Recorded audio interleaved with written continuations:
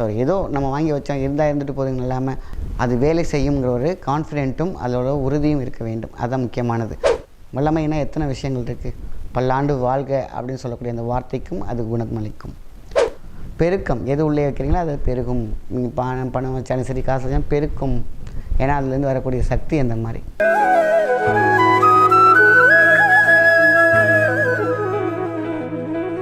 வணக்கம், உங்கள் மாயன் செந்தில்குமார். இன்றைய பதிவு மிகவும் முக்கியமானது.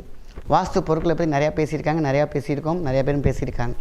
ஸோ வீட்டில் வைக்கக்கூடிய பொருட்கள் நிறைய பேருக்கும் சொல்லுவாங்க, எவ்வளவோ மாற்றங்கள் பண்ணி பார்த்தியாச்சு, அதை வச்சு பார்த்தாச்சு, இதை வச்சு பார்த்தாச்சு, நீங்கள் என்னென்னமோ சொல்கிறீங்க, நானெல்லாம் எங்கள் வீட்டில் தான் இருக்குது அப்படின்னு சொல்லுவாங்க. சரணாகதியோடு நம்பிக்கையோடு வைக்கும் பொழுது எல்லாமே வேலை செய்யும்.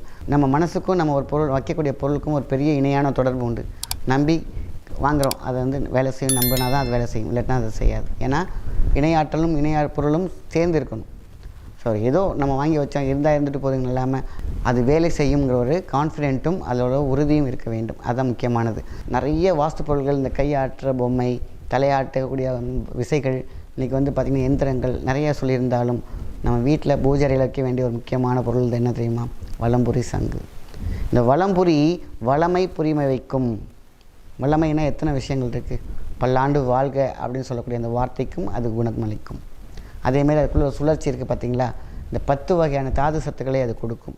வீட்டில் இருக்கக்கூடிய வாஸ்து சத்துக்களை கொடுக்கும். சத்தத்தை சத்தமாக கொடுக்கும். ஒளி அலையை கொடுக்கக்கூடிய ஒரே பொருள் சங்கு.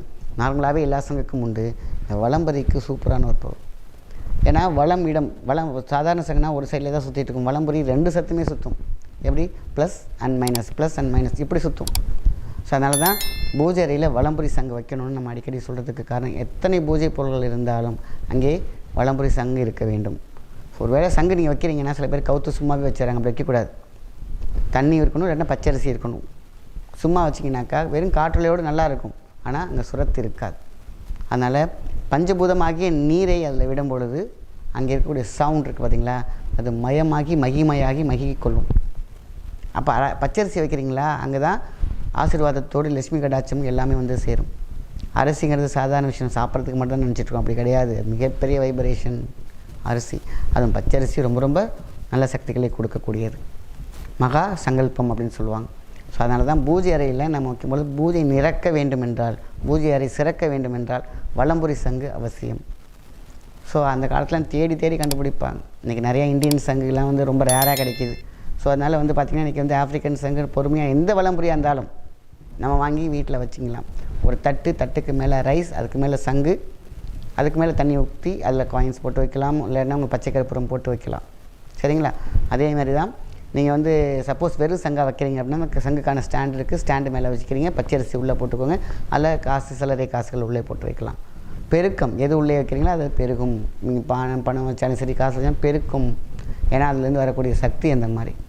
கடல் அலைகளோடு அந்த கடல் அலைகள் இருக்கக்கூடிய எனர்ஜியை அதே சக்தியோடு நம்ம கொடுக்கும் பொழுது அங்கே மிகப்பெரிய உருவாக்கம் கிடைக்கிறது. சரிங்களா?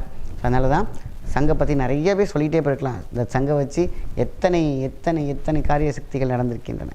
சங்கை வச்சு ப்ரே பண்ணிங்கன்னா நினச்ச காரியம் நடக்கும். சங்கை வச்சு குழந்தை பாக்கியம் இல்லைன்னா என்ன குழந்தை பாக்கியம் கிடைக்கும். எது வேண்டுமோ சங்கை கையில் வச்சு வேண்டிங்கன்னா கிடைக்கும். பிரபஞ்ச ஆற்றல் கூட கனெக்ட் பண்ணுறது சங்கு உண்டு. அதனால தான் சங்கு சக்கரம் வந்து எல்லாமே கோயில் தெய்வங்களுக்கு கொடுக்கப்பட்டிருக்கு. அப்போது வளம் சொல்லி, அப்போது வலம்புரி வளமை தரும், புலமை தரும், சங்கு சுட்டாலும் வெண்மை தரும்னு சொல்லுவாங்க. காரணம் மனசு. அந்த மனசோடு நம்மளோட பேசக்கூடிய சக்தி இந்த வலம்புரிக்கு உண்டு.